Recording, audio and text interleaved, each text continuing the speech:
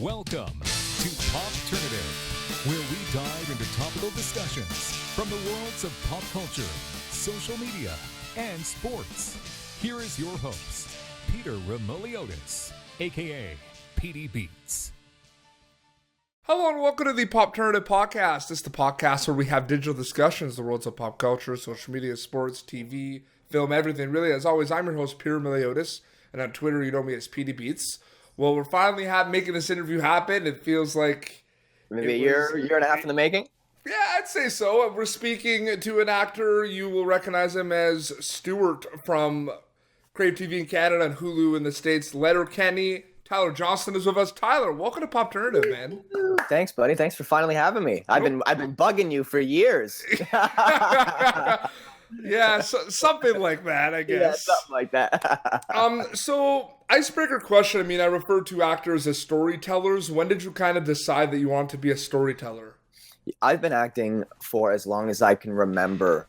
So it's nice that you actually put it in the storytelling way, because I remember being like super young, going camping with my family, and like me and the other young kids would like put on these, performances, and we would I remember we would be like the Three Ninjas, that classic movie, and we would pick different ones and we'd put on a show and we'd do some like lackluster stage fighting and have our parents watch us. And I remember doing that when I was like 10, dressing up as Batman, or depending on who I'm playing with that day, he may be Batman because he was bigger than me, and then I would then be Robin, which was the case for my later years. And then when I was like 13, my mom put me into an acting class with my sister. We would take the public transit into Vancouver, and I started taking acting class then. And my mom always said, you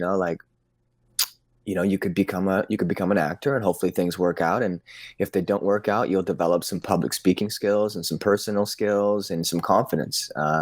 My sister's no longer acting. She is a nurse at Women's Hospital. She helps deliver babies all day, every day. And for me, it's just sort of worked out. No, absolutely, man. Three Ninjas. You mentioned that, dude. That movie was the best. Oh yeah, Rocky, Tum Tum, and Colt. Remember the burglars like Fester? I always say to my sister, "Where is Fester?" Yeah. Man, it's funny. All those '90s movies, man. Like on the show, like we had past episodes. Like we've had like Matt Doherty, who played Averman in Mighty Ducks. Like he's been on the show. Ooh, I was just talking about Mighty Ducks yesterday. Yeah, and I had we had Aaron Schwartz. He played Carp in the first Mighty Ducks, and he was in Heavyweights. Remember Heavyweights? Oh, buddy, do I ever. Ben Stiller made his early appearance in that one. Oh, my God. Yeah, he was the drill sergeant counselor. Yeah. Man, when he's doing, like, when he's weighing the kids, he's like, get off the scale, get on the scale, get off the scale. Yeah. Oh, yeah. Oh, yeah. Do you think you can make a movie like that these days? That's a very good question. But they are making some... Yeah. They're making some movies still. Yeah. You're kind of like, okay, they're making it. That's still okay. Yeah.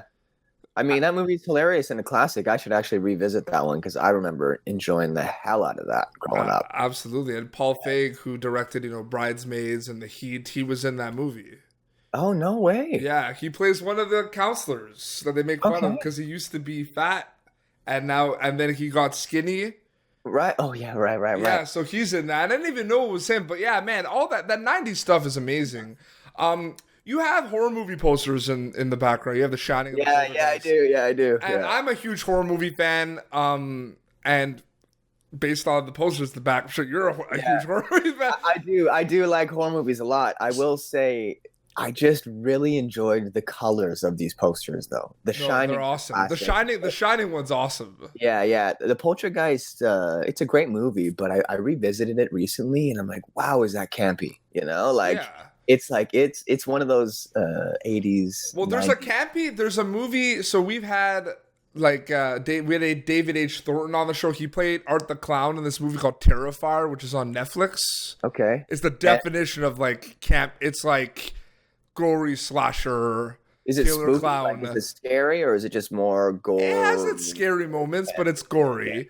Gotcha. But my question for you is, there's so many amazing horror movies out there right now, and I feel like there's been kind of a big boom in the last 5 years. What do you think has been kind of the rationale behind that boom? That's a good question. I mean, for one, I think horror movies oftentimes don't take very much money to make, and they often make a lot of money in the back end. So for one, I bet production companies are realizing that they still want to make money, and people still go purchase horror movie tickets. I think there's something about that genre where like yourself, it sounds like you're a horror movie guy. You go and support the horror movies, where it's like, there's a built-in fan base there. People are going to check it out, whether they love it or hate it. They'll probably still buy a ticket. Mm-hmm. They're very loyal. I actually just came back from a Fantastic Fest in Austin, Texas. And it was a very weird, in like the best way possible, festival. They had like a Korean theme, and they had a bunch of horror movies. Actually, the new Halloween just premiered down there. I didn't get a chance to see it. I can't wait to see that. I'm pumped to see that too. Yeah, I'm pumped to see that too. It was like sold out in 4 seconds, so like I couldn't even think about getting into that. But it was a cool festival. Everyone there is like there to enjoy these like sort of off-kilter, different genre movies, and people are wearing comfortable clothes. There's not like suits and dresses. It's not like a swanky event like TIFF is or something like that. It was just kind of a cool horror film fest. No, absolutely. We're like 5 minutes in this interview. We haven't talked about Letterkenny, which is crazy. Yeah. I don't. Heavyweights. I just slammed coffee, so I'll be flying. Yeah, three ninjas. Yeah. Forget all that. But seriously, man. I had Nate on, I had Andrew on, I had Jared Kiso on like 2 years ago. But we talked to Andrew and Nate about the pickup on Hulu. But congratulations on that, man. Thanks, that buddy. The show got picked up there. So talk a little bit about the reception from your end. Sure. Yeah. Well, it's I guess, when would that have been? Like probably 2 months ago now, maybe. Yeah, it hasn't been that long. And right away, like our social medias were getting attention, people were tweeting and Instagramming and doing all those things. Like you could go through the Letterkenny hashtag, which I do occasionally just to show some love to some folks. Absolutely. Tweeting out, and it was just endless for a while. There was just endless, and it was the Americans just saying, "We want more, we want more, we want more." I think Hulu did a good job of just releasing the first 13, and leaving the folks desiring more, opposed to dropping all 30 off the bat and then having people absorb it all and forget about it. Now they're in this period where 13, that's like what? It's not very much time at all. It's like 6 hours of content or something like that, and they fly through it. And so I think they've done a good job with the rollout, inviting Andrew and Dylan to present at the NHL Awards, which was pretty great. I got to go. Yeah, Andrew. Well, yeah, Dylan brought his girl, and Andrew brought me. So it was perfect. Though I told Andrew, like, I'll be your arm candy, your +1 anytime. I had Andrew on like a day before he was flying for the awards. It was a blast down there too, man. Like it was cool. So, sure. I don't know if it was announced yet that it was on Hulu. Oh, it must have been. But like, the NHL was sponsored by Hulu this year. So if you look at any press conference, there's like Hulu in the background everywhere. And we got some great seats, and they took really great care of us. And that was sort of like the first indication of maybe that was the right fit, Hulu, No, absolutely. I think it's interesting too that it's the golden age of television right now. Like, there's no denying that. But Canadian television, man, like, especially comedy shows like Letterkenny, Kim's Convenience on CBC, like, those shows are getting... Schitt's Creek? Yeah, Schitt's Creek as well. Those shows are getting international distribution. So it's like a great time. So what do you kind of think about that? I mean, maybe there was like a stigma attached to Canadian television and film in the past, but it's definitely making a name for itself. I've been fortunate enough to work in the Canadian industry for probably like 13 years now, maybe. Yep. And I've seen it change. I've been a part of Canadian comedies, Canadian dramas, and you're right, there is a bit of a stigma that goes with Canadian content, and it's brutal. I think sometimes we do it to ourselves by playing safely during our productions and not wanting to ruffle any feathers or anything like that. I think Canadian comedy has always been enjoyed, but internationally, like we can name 5 Canadian comedians off the top of our head right now. I think that one of the things that makes it internationally recognized now is the simplicity of not the simplicity, but with my iPhone right now, I can make a video of great quality, and we could click a little microphone into this, and the technology there is is not holding us back anymore. Something that would have cost $5 million to make might just take a fraction to make now. No, So the it's talent gets to speak for itself and less the production value. Well, I had Erica Deutschman on. She's an actress. She's been in Shadowhunters, Murdoch Mystery. She's been in a bunch of different things, and we were talking about it's so true. You're a kid that grew up in Canada. I mean, the children's shows that Canada made were like amazing. The quality there was amazing. Like the kids sitcoms and the animated shows. Like oh yeah. Come on, man! Like Arthur is like the greatest of all time. Yeah, I don't know what it is. I don't know why people think this. They used to think that Canadians were, too soft or too polite, which is true. Which is the complete opposite with our show, Letterkenny. We're pretty crude and rude. I think 2018, like it's cool to be Canadian. It's cool to be a liberal nation that's welcoming and inclusive and all of these things that we've pride ourselves on for many, many years. And now it's coming to the forefront. People are like, yeah, actually, these Canadians aren't so bad. Is that your hot take of why Letterkenny is popular? What's that? No. I mean, it helps, but it's clever, man. Anyone who watches the show, it's quick to like write it off with maybe like a couple fart jokes here, a couple, whatever jokes there. But like the writing itself is really, really clever. And, there's a lot more to it than dick jokes and stuff like that. It's very, absolutely. No, the writing is amazing. Yeah. And it's one of those things where, your character has the ability to just go in there and just be wacky and crazy. I mean, I had John Fincheri who played Belchi in Goon and Goon 2. Yeah. He said the same thing. Getting that opportunity to play a kind of over the top character is like a dream. Do you agree with that? Oh, buddy, like I put the wig on and I paint my nails most mornings. I said to Jared Kiso, like, he's like, you paint your nails most mornings? I'm like, for one, I'm like, some dudes can pull off black nail polish. I'm not one of those guys. So like going out into like restaurants and bars and stuff in Sudbury, like I just didn't feel right having the nail polish on. Some dudes look great with it. I'm not one of them.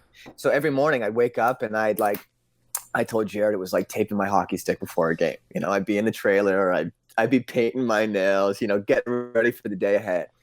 Throw the wig on and I go as far as I can possibly go.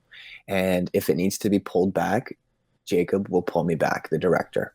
He's like, hey, Tyler, that was too much. You're losing it. You're losing me. Bring it back, Just your demeanor, man. Like when in the first couple episodes where they find out that someone's making another like version of Fart Book, and you're just running towards the boats. I don't know. It's not supposed to be. You know what I'm talking about? It's not supposed to be funny. But it made me laugh. You're just like, hey, and you just. No, it's cool because we can take we can take a lot of liberties physically as well. Like this year, Evan and I, who plays Rold, we have a lot of fun. Jonathan Torrens guest stars on the show. Yeah, and he's been on the show too. We have right on. He's a really, really nice guy. We have a scene with him and his wife on the show, and it gets pretty silly. I'll just say that much. Absolutely, and there were some new additions to the recent season of Letterkenny as well. Jay Baruchel, Alex Harouche. Yes, Jess Aguero, nice. It's really promoting, the new Canadian talent out there as well. Oh, Jared Kiso and Jacob Cherny are big on that. Like even the music on the show, Jared picks out himself. So he will, he'll go through his library and he's always open to suggestions musically, and he picks the music himself. And he likes. Man, I asked Nate about that. Man. So I asked Nate about the music. Yeah. Because that was the first thing that came to my mind. Like, the music of Letterkenny is amazing. Yeah. And it's all over the place, too. He just said, we want to support Canadian. Like, I didn't know Jared handpicks the music. Yeah, Jared's been doing it for the first few seasons. I'm pretty sure he still does it now. It's one of his favorite parts. Like he writes a scene sometimes thinking about what the music might be, Keys and Crates, that's how I discovered Keys and Crates through Letterkenny. Yeah, I think actually a number of people have. Yeah. And they've shouted us out online and stuff like that. Like, people appreciate the love. And Jared is a guy who is a Canadian through and through. And he was born on Canada Day, he loves this country just like the rest of us, and he wants to embrace Canadian talent and not in a way where it feels cheesy or forced. It's just like, we've got all of these great resources. Why don't we tap into those? No, absolutely, man. Well, we'll wrap up because I know we're a bit strict on time, but we finally made it happen, man. Yes. You have any questions you've been dying to ask or what? I mean, I asked a few of them. I mean, the one thing, actually, one quick question before we go is also the industry right now, and you kind of mentioned it a little bit with the whole, the heavyweights. Can you make a movie like that right now? I just wanted to know, what's your current opinion on the state of television and film in North America right now? Well, I think it's like you mentioned earlier, it's the golden age. Anyone can tell a story that hasn't been told before with these streaming services. You can make a show about almost anything, and there will be an audience out there.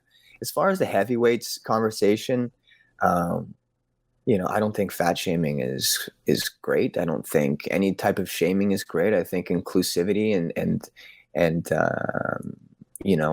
all of these movements are very important movements.